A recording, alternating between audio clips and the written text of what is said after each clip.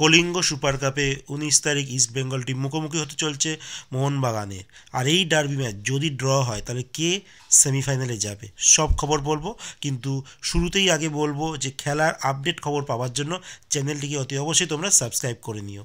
তো চলো শুরু করছি আজকের প্রথম খবর, সেটি হচ্ছে গোকুলাম কেরালার উইঙ্গার বা ফরওয়ার্ড খেলোয়াড় তুমরন তুরসোনভ এই খেলোয়াড়টির বিষয়। একটা সময় মোহনবাগানে তিনি খেলে গিয়েছিলেন।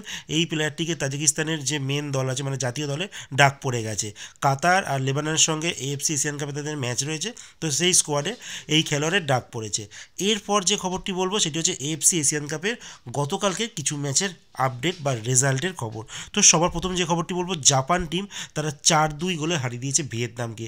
ভিয়েতনাম কিন্তু লাস্ট কিছু বছরে ভালোভাবে তারা উন্নতি করেছে, নাহলে জাপানের মতো টিমকে যারা র্যাঙ্কে 17 নম্বর সেই টিমের সঙ্গে তারা ফাইট দেয়, একটা সময় তারা লিডও নিয়ে নেয়, বাট শেষ পর্যন্ত জাপান 4-2 গোলে ম্যাচটি জেতে। এর পরের ম্যাচটি হচ্ছিল ইউএই যারা হংকংকে 3-1 গোলে হারিয়ে দেয়। আর লাস্ট খেলাটি হয় ইরান, তারা 4-1 গোলে প্যালেস্তাইন টিমকে হারিয়ে দেয়। আর এখানে প্যালেস্তাইনের টিমে কিন্তু একজন খেলোয়াড় আছে যিনি কিন্তু আমাদের আইএসএলে খেলেন, ইয়াসির হামিদ। তিনি নর্থ ইস্ট ইউনাইটেডের হয়ে কিন্তু খেলে। সো এর পরের যে তোমাদের যে খবরটি দেবো সেটা হচ্ছে সৌভিককে নিয়ে।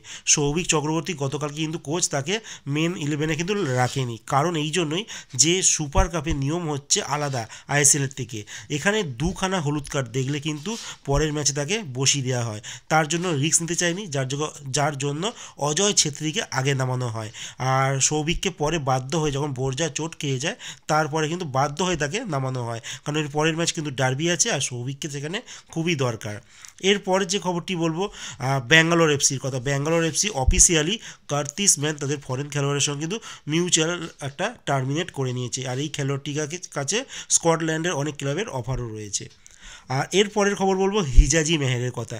হিজাজি মেহের গতকালকে কিন্তু ইস্টবেঙ্গলকে ম্যাচ জিতিয়েছে, আর সেই ম্যাচে তিনি গোলও করেছিলেন। আর এই ম্যাচটি কিন্তু ইস্টবেঙ্গল টিম জেতে।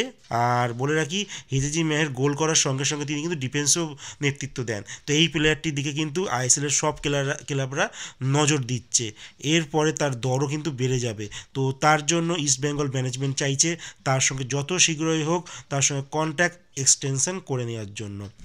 তো এরপরে যে খবরটি বলে সেটা হচ্ছে ডার্বি যদি ড্র হয় তাহলে কি হবে। যদি ডার্বি ড্র হয় তো সেক্ষেত্রে কিন্তু গোল পার্থক্য দেখা হবে, কিন্তু এইখানে দাঁড়িয়ে যদি দেখি ইস্ট বেঙ্গল আর মোহনবাগানের দুইজনে কিন্তু মানে +2 গোল পার্থক্য রয়েছে। কিন্তু এইবার যদি ম্যাচটি ড্র হয় দুজনে তো +2 রয়েছে, তাহলে কি হবে, কিন্তু ইস্ট বেঙ্গল টিম গোল বেশি দিয়েছে, 5খানা গোল দিয়েছে, আর মোহনবাগান টিম কিন্তু 4টে গোল দিয়েছে। তো সেই দিক থেকে দেখতে গেলে ইস্ট বেঙ্গল টিম অ্যাডভান্টেজ রয়েছে। ইস্ট বেঙ্গল টিম যদি ড্র করতে পারে তারা কিন্তু সেমিফাইনালে চলে যাবে। এবার লাস্ট খবরটি বলবো এআইএফএফ আন্ডার-17 ইউথ লিগের কথা। সেখানে ইস্টবেঙ্গল টিম ভুবনেশ্বরে উড়িষ্যা এফসির মুখোমুখি হয়েছিল, সেখানে ইস্টবেঙ্গল টিম 3-0 গোলে জয়লাভ করে, আর মোহনবাগান টিম মোহামেডান স্পোর্টিংকে 1-0 গোলে হারিয়ে দেয়।